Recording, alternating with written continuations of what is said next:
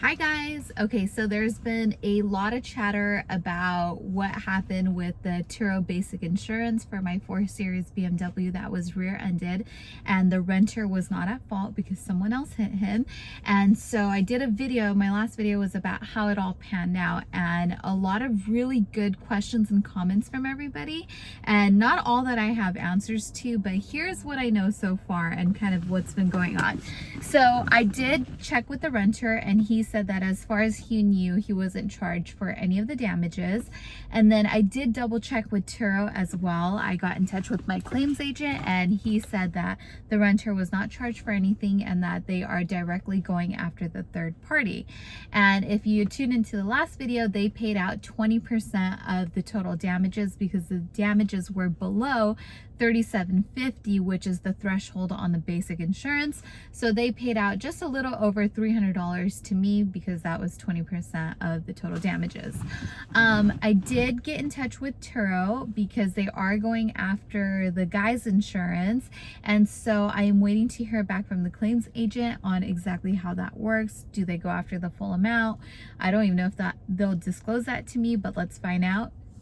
Now, a lot of people said, why didn't I just go directly after the guy's insurance? The only reason why I didn't do that, and I don't even know if this is correct, is because I don't want that to touch my personal insurance coverage on the car in any way, since it's not going through Turo.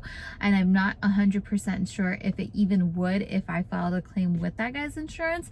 So if anyone knows about that, definitely let me know, and that could be a viable option. But I just don't want the two to cross over because I don't want there to be any type of red flag on my own personal insurance and have that affect the policy that I have by them finding out that this is a car that's being rented on Turo.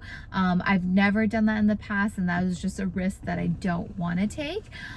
So that's why I didn't go in that direction. So as I get updates from Turo, I'll definitely keep you guys posted in this case. And I would love to know if anyone out there has experienced anything like this, where your renter wasn't at fault and you went directly to the third party's insurance, or if you went through Turo, how it all worked out.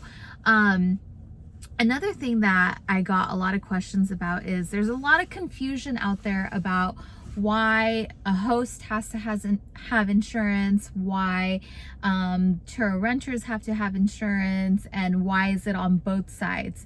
Okay, so in this case, I did go back to my renter and I asked him which insurance option he chose, because I thought maybe for a second if he chose the premium where he has no deductible, maybe that's why Turo pursued the third party renter and didn't charge him anything.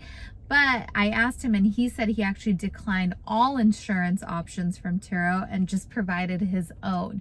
So, which is good. That's good to know that Turo is not only going after the third party because the renter had the premium insurance coverage. So that's good news. So I thought that was interesting. Now, I think the confusion about why there's insurance needed on both sides it's interesting, right?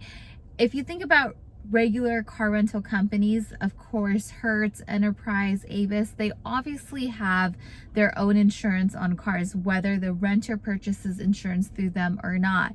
So I think that's the same exact thing that is going on with Turo. The renters have the option to decline insurance. So what if they get into an accident and Turo can't pursue them for the damages?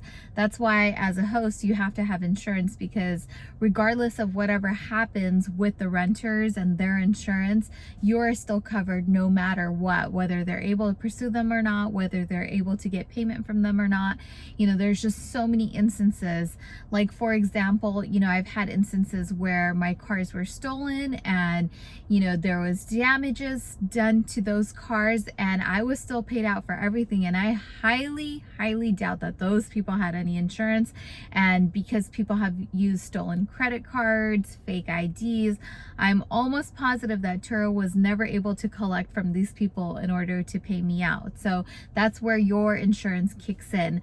But yes, there is still a question of, like in this scenario, is Turo going to collect the full amount? And if they do, are they going to pay me out any more of what was collected aside from that 20%? Or do they just go after that 20% that they paid out to me? I do not know.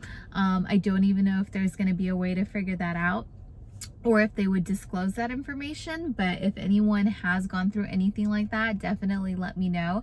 And I am in talks with my claims agent, so I will definitely let you guys know what I find out, any further on from what I know right now. But yeah, so that's about all the information that I have on this.